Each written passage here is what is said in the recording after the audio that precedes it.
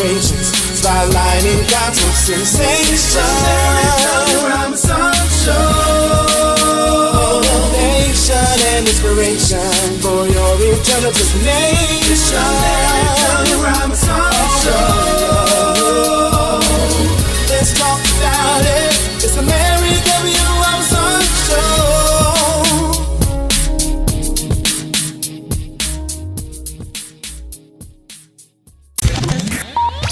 Stay tuned for the Larry W. Robinson Show. Celebrated media personality Larry W. Robinson presents Gospel Updates. Gospel Updates is the who, what, when, why, and where in the gospel music industry. Gospel Updates is a monthly magazine, weekly newsletter, video webcast, as well as a podcast. Gospel Updates has over 25 years of featuring people in the gospel music community. Gospel Updates magazine and the new Gospel Updates weekly newsletter document those who are continuing to help shape and write new chapters of this ever-evolving story of gospel. Go to www.gospelupdates.com. That's www.gospelupdates.com to get the latest issues. If you want to be featured, call or text 337-214-4046 or email gospelupdates@gmail.com for rates and details. Gospel Updates, featuring people in the gospel community for over 25 years. You're listening to the Larry W. Robinson Show. My guest today is no stranger on my platform, the one and only Matthew C. Horne. Now, we have a very interesting conversation we're going to talk about today. Strategies on how to get a high-value man. And, of course, this term, high-value man, is in the news today because of something that happened. So I'll let Matthew kind of talk about that. But first, Matthew, how you been, man? It seems like it's been forever since we talked. Oh, yeah, it's been forever. At least on the air. Yeah. And just want to say thank you again, Larry, for having me on today, too. Oh, my pleasure, my pleasure. Now, listen, let's dive right into it. You do have a new book, and we're going to talk about this book in a little bit, How to Be Appealing to Successful Black Men. And this book is for Black women.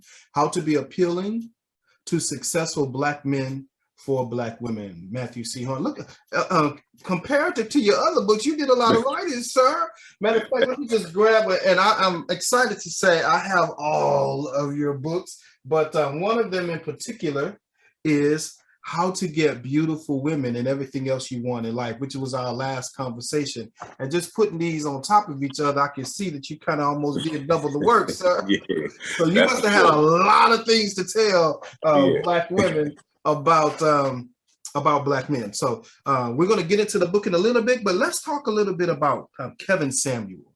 So admittedly, Matthew, I wasn't a follower of Kevin Samuel. Only about maybe 2 weeks ago, I came into the knowledge of who Kevin Samuel was, because, you know, I've been in my own little world. I'm publishing Gospel Updates magazine, so whatever.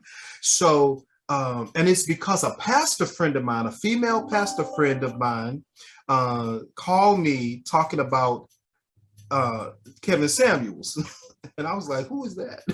And so she's like, it's this guy on the internet giving controversial, but in her opinion, great information to Black women. I was like, oh. And so instantly in my mind, I'm thinking, okay, here come another Derrick Jackson, you know. But she said, no. And she started to tell me about him. Then, you know how when you watch stuff on YouTube, the way the algorithms work, other stuff about that person will pop up. Yeah. So another pastor was really describing the methods of Kevin Samuel. And I started watching that. And I gained great insight into the mind of Kevin Samuel in just his discussion.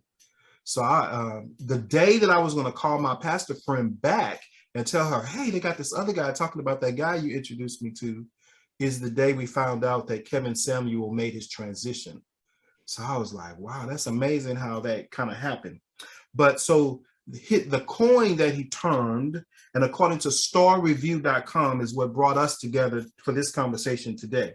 So it says, while the origins are murky, Kevin Samuel, a popular Black online image consultant, a lot of people didn't really know that he was an image consultant, is widely credited for coining this phrase. The term high-value man as it is commonly used today, refers to a man of means and influence. The standalone definition isn't problematic. This is what Star Review is saying. Isn't problematic or new. Society has always valued wealthy men. However, the accepted inclusion of misogynistic or misogyny as a dating technique within the high value conversation is worrisome.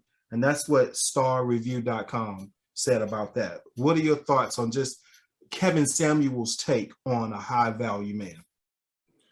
My thoughts on Kevin Samuel's take on the high value man is he was talking about men who have sustainably made six figures for in upwards of 6 years or more, meaning that they're not, fly by night, new money and things like that. I did not necessarily see a man's value based on his income, but Kevin Samuels added an additional piece to this term that made me completely sell out to the term. He said the high value man, is successful financially, but he also possesses dignity, integrity, morals, and ethics. Now, when he said that, and he said it's more important than the money, I said, okay, I can get with this because financial means can come and go. Financial means are a part of the material world, but dignity, integrity, morals, and ethics, that's a representation of a man's core and him living from the inside out and him impacting the world around him and the world around him not impacting him. So dignity, integrity, morals, and ethics made me completely sell out to the term. And if you think about it, if the man does have dignity, integrity, morals, and ethics, that means he values himself highly. That's what a high value man is, a man that values himself highly. He's bringing the best version of himself to life. And consequently, if he's bringing the best version of himself, he's going to be getting the best return. So that man doesn't identify with the money. The money is a byproduct of him presenting the best version of himself to the world. So I completely subscribe in totality to the high value man. Well, when I started thinking about the term high value man, it really solidified in my mind just definitions that I've heard over the years about men. I was always told that you want to strive to be a man of valor, you want to strive to be a man of honor, and you want to strive to be a man of integrity. So that term high value man, and then those terms value, honor, and integrity, at least in my opinion, go hand in hand. You can't really be a high value man if you're not a man of value or valor, if you're not a man of honor, and then of course a man of integrity. So when you first heard the term high value man, other than the definition that Kevin Samuel gave, what thoughts started to formulate in your mind? Did you like, oh yeah, I want to be that, or I think I know what that means? Like, I'm curious to know, when you first heard it, what was your initial thoughts? It was Kevin Samuels came out of a space on YouTube termed the Black Manosphere. And that term had been thrown around for years. So I can't even remember the explicit or exact moment that I heard it. Mm-hmm. It influenced me enough for it to make its way to my book. And I know we're going to get to the book, but I mentioned in my book because my book came out April 2nd, 2020. And that was the beginning of the lockdown in the pandemic. Now, Kevin Samuels started his live streams at the same time. So, really? Yes. So this whole, I want to say, launch to Stratosphere happened within a 2-year period for him? Yes. Wow. He was speaking to men first, mm-hmm. and he made his transition to begin speaking to women in April of 2020. And I had just released my book, so it was interesting to see his rise in real time and to see what he was dealing with. And I was going through it too, doing so many interviews and having women kind of push back on some of my subject matter and want more clarity on my where I was coming from, my vantage points and my strategies and things like that. So the high value man, it's when I heard it, it made sense. That's a man that has elevated himself spiritually, mentally, physically, and emotionally. I look at the high value man as a man that's just bringing the best version of himself to life. And this is the kind of man that a woman can submit to and follow because one thing I do say in my book, a man does not deserve to be followed unless his wisdom has consistently elevated your quality of life over time. And a man can elevate a woman's quality of life simply because he's an elevated man. he has mastered himself in very critical areas of his life. And so by virtue of that, he enters a woman's space just by virtue of his presence. She's going to elevate in those ways as well. And she can clearly acknowledge that even if she had a good grasp of her life, an enjoyable life, her life is better by virtue of that man being there. So the high value man, every man should aspire to be the high value man. And I would say that's my thoughts on it. Every man should always be aspiring to be the best version of himself. And consequently, that will make you a high value man. That's good. Well, you know what? Let's take a break. When we come back from the break, we'll get into the book. I love it. How to be appealing to successful Black men for Black women. We'll talk about it when we come back right after this. Stay tuned for the Larry W. Robinson Show. Celebrated media personality Larry W. Robinson presents Gospel Updates. Gospel Updates is the who, what, when, why, and where in the gospel music industry. Gospel Updates is a monthly magazine, weekly newsletter, video webcast, as well as a podcast. Gospel Updates has over 25 years of featuring people in the gospel music community. Gospel Updates magazine and the new Gospel Updates weekly newsletter document those who are continuing to help shape and write new chapters of this ever-evolving story of gospel. Go to www.gospelupdates.com. That's www.gospelupdates.com to get the latest issues. If you want to be featured, call or text 337-214-4046 or email gospelupdates@gmail.com for rates and details. Gospel Updates, featuring people in the gospel community for over 25 years. You're listening to the Larry W. Robinson Show.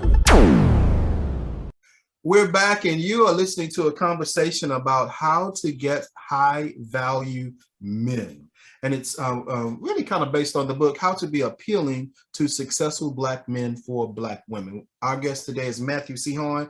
He is the author of several books, written to young men, written to people in general. And we've been friends for quite a little piece. And so I appreciate you joining me for today's conversation. Now, let me just tell you this. I got into the book, How to Be Appealing, and when we were talking about high value man, I was like, well, I started researching before the book came about exactly what is a high value man. And in the previous segment, I found I thought was a good overview from starreview.com that talked about a high value man. But then when your book came, chapter 1 basically laid out the overview of what really is, at least in my opinion, or your opinion, but I wholeheartedly agree with what a high value man is. So let's just talk about that. You say what is a successful Black man, but for the purposes of this conversation, it really could read what is a high value man. So let's just talk about it. Like some of the things is he's a visionary, you can stand behind him, but one of the things that really resonated with me is he has an upward trajectory. I noticed that I attract business people or visionaries, typically people that's like a high or upward trajectory are attracted to me. So I instantly resonated with that. So let's just talk a little bit about some of the qualities or some of the, the qualities of a high value man or a successful man that you give in the first chapter of your book, sir. Okay. Once again, this man has mastered himself. Mm-hmm. And, he hasn't arrived because we never completely arrive until our last breath is taken, but he's perpetually in a state of working on himself, bettering himself, and consequently, in very critical areas of his life, he's mastered himself. Let's talk about that, because I thought that was, I'm so glad you said that, because oftentimes I notice that women have their checklist. If everything is not, checked off on their checklist as it relates to the potential man that they have, you come in his space, they kind of discard him. But this man doesn't always necessarily have to have it all together. At least that is, if it's my interpretation or perspective of what he's wrote in the book. Correct. But if he is at least have goals and vision and is constantly moving up from where he is to a higher level, would you deem him to be at least a potential high value man?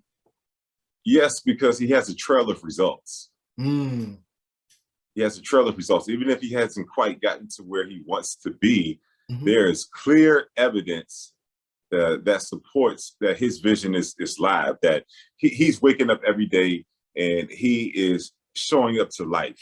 He's giving his vision, exactly what he has, and he's constantly improving it. The beautiful thing about a true path and a true vision in life is that if you're ordained or destined to be something, and you actually commit to becoming that something, there's going to be signs and markers along the way that you're on the right path. So the woman literally has to be spiritually inclined enough to see the presence of God in that man's life. And the presence of God is going to be the results that are moving in an upward and steady direction towards the vision that he was given for his life. I'm constantly, like I said, I attract people that are high substance, or at least going somewhere with visions and goals. I like to call them visionaries.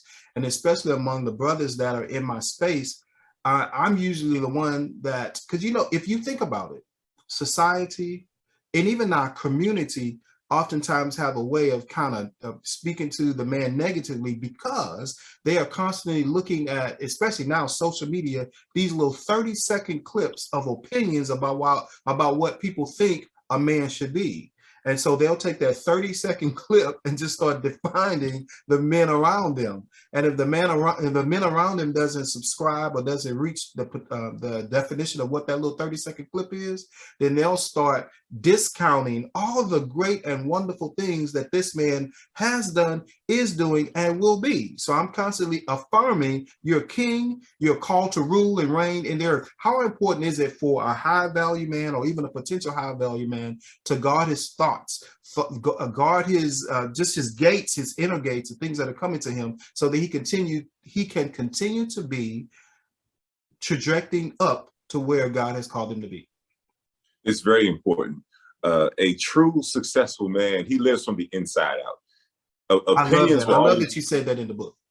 Yes, he lives from the inside out. So opinions will always be there, no matter how successful you become. Look at these multi-million-dollar mega celebrities that are always being criticized in the media. That's not going to go anywhere. So the man has to accept that, but he has to accept more of his truth. Mm-hmm. And, if he shows up to life every day and he's just completely focused and content with living his truth, that means he's going to impact the world exactly the way that he is designed to. And he's going to get those results. It doesn't matter, if it happens on everyone else's timeline. It's going to happen directly in accordance with, his path and the truth of who he is. He just has to stay his course. So it's very important to live from the inside out, live according to your vision, live according to that still small voice that is guiding you, that has inspired you to undertake a particular path, and stick with that. And the people who cannot see your vision, is perfectly fine, because if you were given a vision and you committed to that vision, then of course you have an ordained audience. And like for example, the best way I can put this is that I never consider my reader when I write a book. Okay? You never consider your reader while you write a book? Yes, because if I consider my reader, I'm robbing myself of the experience of the purity of the message that's trying to write itself through me. Okay, so I do consider them by not considering them. And what I mean is that I want to give them the best possible product, most pure message that I can possibly give them. So I want to give it up exactly how it comes to me, and not have them in mind. And understand that whatever the purity of message that I allow to flow through me, it has an audience. So I just want to make sure I'm hearing you correctly. So you believe that, let's just say, for the terms of this conversation, the divine has given us gifts, talents, and abilities, and purpose and messages that we need to be open and receptive to receive, and then to deliver that message unbiased, or I guess not really, I don't like, maybe concern. That kind of threw me when you say you don't really consider them, but it's unhindered by their thoughts and opinions of how they're going to either receive or believe the message. You just want to have because the purity is going to dictate the message. Mm-hmm. The purity is going to dictate the audience. That's what I meant to say. Mm-hmm. Because Yeah. I guess because I'm been in the writing and speaking space, you know, one of the things that they tell you, and it really goes, I guess, counter productive to what I'm thinking, is they tell you to consider your audience. Yeah. That's well, this is the thing. I was saying that to parallel how the high value man and the man that's moving up in the world and has an upward trajectory. Mm-hmm. If he's true to himself, mm-hmm. then all of the right complementary pieces will fall into his life. And you don't want to live for other people. Like if you write a book and you're trying to write for someone, then if you're truly anointed and gifted writer, the message is going to come through you. Now the same entity who gave you the message already has the people who he needs the message to get to. So you focus on the purity and the pureness of your message, and your creator already has the audience. That's why you don't write for them. You write exactly what he's giving you. When you go through life, you live exactly how he's telling you to live. You know what? As you were saying it, it's like Oprah says, I had that aha moment. You know, I said this way: there is an ordained audience for every gift. There's an ordained, and I heard you say that earlier about the word ordained, but there's an ordained audience for every gift. So I get it now. Just focus on the gifting, the message or the purpose that God has for you. And I always say this, so I don't know why I didn't get it when you first said it, but your ordained audience will show up for you when you're exactly. And you don't try to create an audience. You just submit to the purity, the purity of perfection that's flowing through you, and your audience will find you. I wholeheartedly agree. Hey, you know what? I want to talk. Well, first, before I get there, let me just say, this book is available now. You can get it on Amazon and all the other incredible places, but you can also go to MatthewCHorne.com. How to be appealing to successful Black men for Black women. Now, since we're talking about how value men, and I just want to just briefly, I'm not going to put you on the spot, but briefly, I want to talk about Will Smith. I can't think we can have this conversation with it without at least mentioning his name. So now, at least in my opinion, Will Smith has lived a pretty squeaky clean life compared to some of the other stuff we've seen. And in my opinion, he has made, it's a huge mistake in judgment, but a mistake in judgment. And it's like people, I guess it's 50-50, but a lot of people are literally throwing him away or discrediting everything that he's ever done for this one mistake in judgment. What do you think about that? Well, first, the good thing about Will Smith is he's made enough money that he can make a million mistakes and be okay for the rest of his life. You know? That's pretty true. That's the good thing about it. But everyone, as long as we're still breathing, that means our creator does see us with the ability to offer something to the world. Right.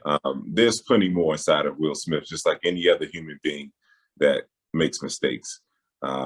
It goes back to what we were saying, you know, society, you know, people can write him off, they can criticize him, but as long as he's here, he has an audience and he has a mission. And that's my take on Will Smith. Personally, I think that he is influence. If you just kind of look from the outside in, I feel like maybe he's lost himself over the years. He's been emasculated publicly by his wife so many times that every person has a breaking point. Even the weakest of men still have a man inside of them. And I'm not calling Will Smith weak. I'm just paralleling to let people know that everyone has a breaking point. You have to pay attention to, you know, how you are spiritually and internally when you're in the space of certain people.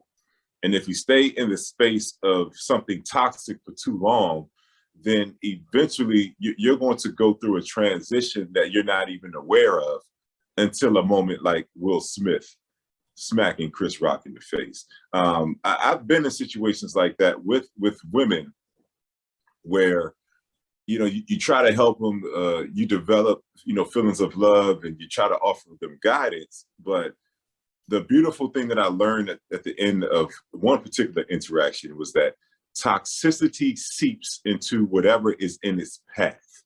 And I believe that Will Smith has been influenced, just my opinion, in that toxicity has seeped into him, but he took steps to get away after it was all over and tried to slow down and really assess the damage of him being in certain toxic environments has done to him. So I credit him for reeling it back in, being humble enough to understand that, he has an issue. And I credit him for creating a very successful life that can accommodate a mistake or two, Wow, yeah, that's true. All right, the book is titled How to Be Appealing to Successful Black Men for Black Women. We got to do a part 2 to this conversation. It's Matthew C. Horne. I know your main website is MatthewCHorne.com, but you want to tell them how else they can connect with you today? Yes, everyone, you can connect with me on social media, especially Instagram and Twitter at Matthew C. Horne. All right. Matthew C. Horne, as always, it's a pleasure to have you on the broadcast. Thank you for having me again, Larry. Bless you, sir. Stay tuned for the Larry W. Robinson Show. Celebrated media personality Larry W. Robinson presents Gospel Updates. Gospel Updates is the who, what, when, why, and where in the gospel music industry. Gospel Updates is a monthly magazine, weekly newsletter, video webcast, as well as a podcast. Gospel Updates has over 25 years of featuring people in the gospel music community. Gospel Updates magazine and the new Gospel Updates weekly newsletter document those who are continuing to help shape and write new chapters of this ever-evolving story of gospel. Go to www.gospelupdates.com. That's www.gospelupdates.com to get the latest issues. If you want to be featured, call or text 337-214-4046 or email gospelupdates@gmail.com for rates and details. Gospel Updates, featuring people in the gospel community for over 25 years. You're listening to the Larry W. Robinson Show.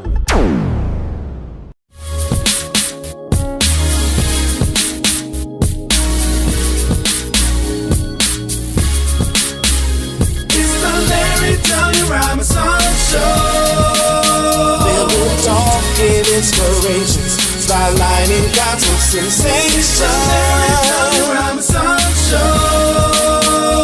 Motivation and inspiration for your eternal destination.